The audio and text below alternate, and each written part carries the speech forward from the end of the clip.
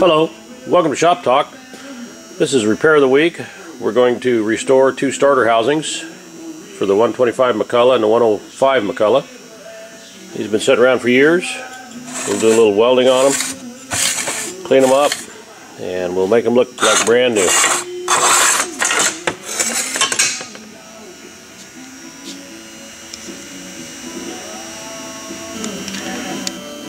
Right out of the glass machine. Now we're going to clean these up a little bit with a soda blaster, prep them. We'll be ready to put them back together. And here the two starters are finished. Just got to put the boots on, the little spark plug boot. Got to install that. And a couple of nice starters ready to go for a 125 or a 105 McCulloch chainsaw.